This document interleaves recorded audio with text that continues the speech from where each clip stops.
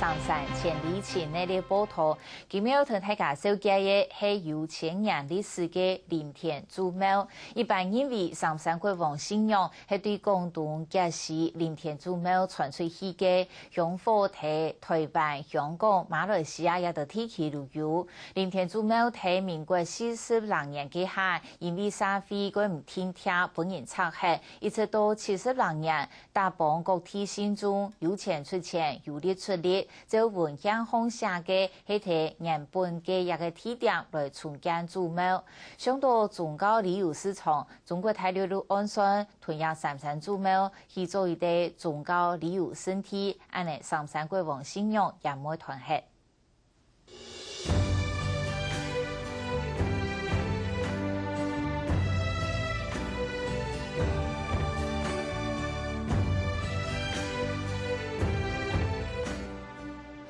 人人嚟踩嘅行龍道，就看到上山國王廟方面嘅特別請來嘅客家八演團，踩啲按到鑼鼓板，同客家開口時等等來接，見到八演見弄時嘅，帶啲人哋行業上山祖廟。開業慶典，อันนี้ก็市民發動，兩邊兩客都可以㗎，我哋都係喜慶㗎。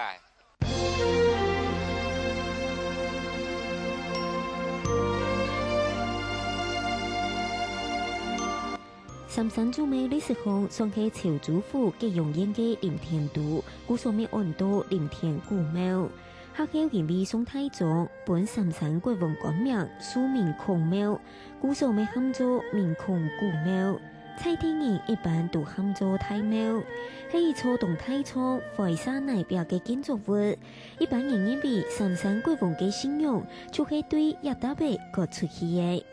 喺台灣嘅上山國王廟係照得一般較傳統流傳下來嘅模式，就係清代嘅國王係坐地天中王。唔過第二篇大家都會發現，坐地天中王嘅係三國王、托山國王；坐地右數片嘅係太國王；坐地左數片嘅係二國王。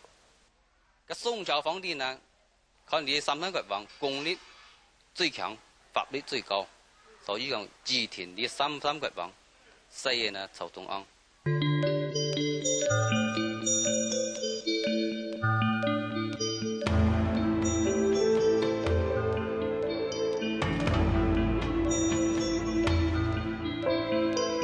林田祖廟都見已經有1400年嘅歷史，唔過喺1958年受到破壞，而且變壞。土國地有錢的出錢，有力的出力。1984年嘅時節，就調擺嘅文獻原地重建。廟方咪將幾乎嘅人嘅姓名一類一類寫出來，表示感謝。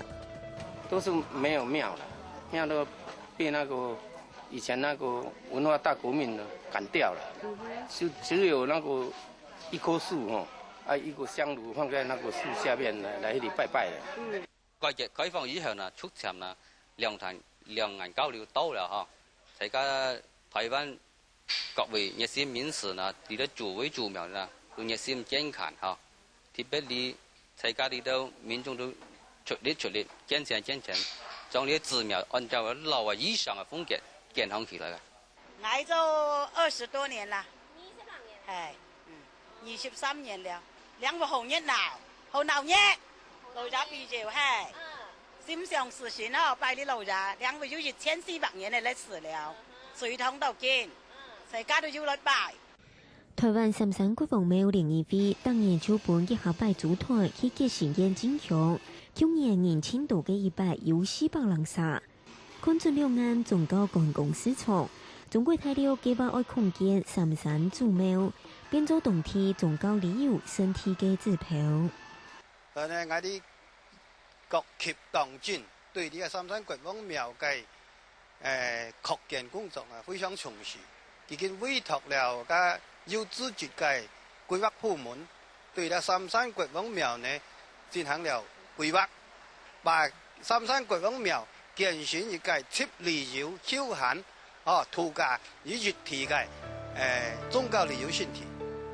除咗愛去行卡泰行卡派條嘅三山國王梯田，變做全縣文物保護單位，也為進一步做好旅館、博物館一道配套措施，希望做得像福建客家土樓樣嘅，變做萬幾多年來嘅重要旅遊天氣。客家新聞彭景路、齊飛定共同採訪報道。